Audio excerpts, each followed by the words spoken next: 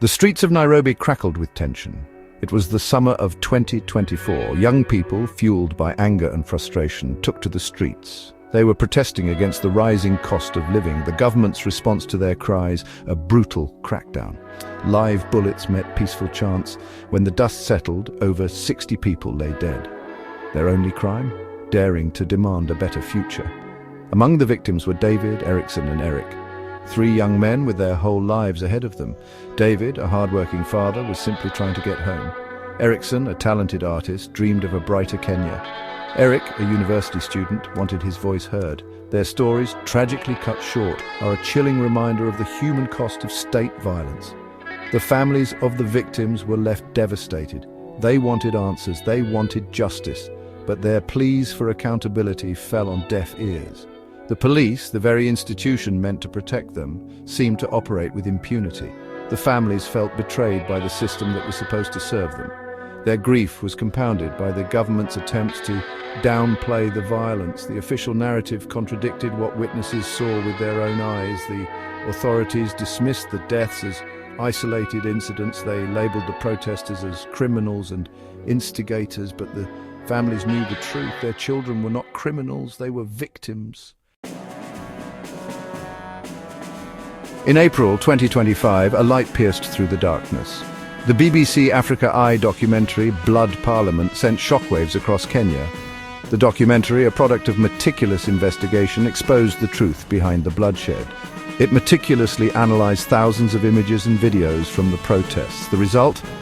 Irrefutable evidence of police brutality. Blood Parliament didn't just present evidence, it told stories. The documentary followed the families of David, Erickson and Eric. It documented their struggle for justice, their fight against a system designed to silence them. The filmmakers spoke to eyewitnesses who bravely came forward, risking their own safety to tell the truth. The documentary's findings were damning.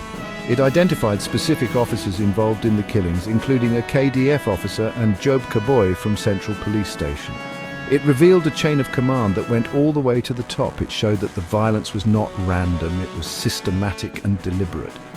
Blood Parliament gave a voice to the voiceless. It shattered the official narrative and exposed the truth. The documentary's impact was immediate and profound. It sparked outrage and reignited calls for justice. People took to the streets and social media, demanding accountability. The documentary became a rallying cry for change.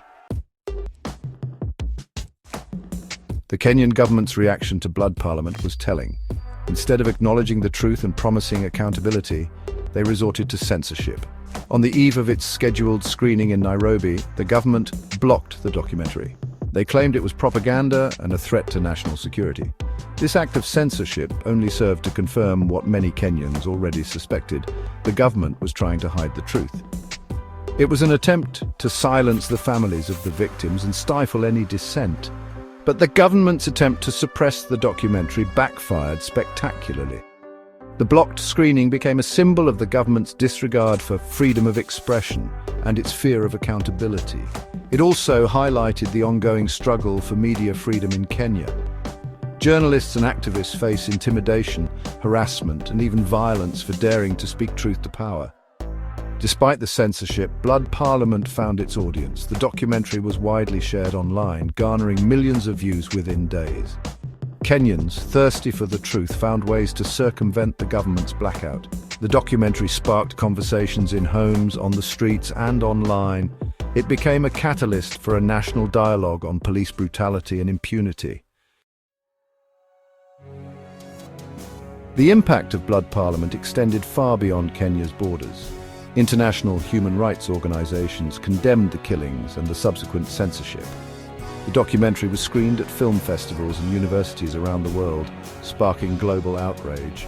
The international community called on the Kenyan government to launch an independent investigation into the killings. They demanded that those responsible, regardless of their rank, be held accountable. The pressure on the government to act grew with each passing day. Blood Parliament is more than just a documentary. It is a testament to the power of truth.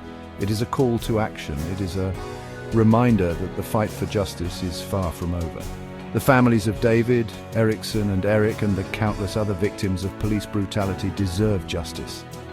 They deserve accountability. They deserve a future where their children are safe.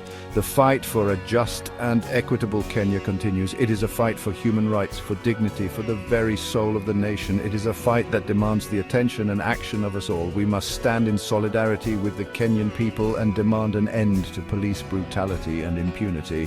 We must ensure that the sacrifices of David, Eric, and countless others were not in vain.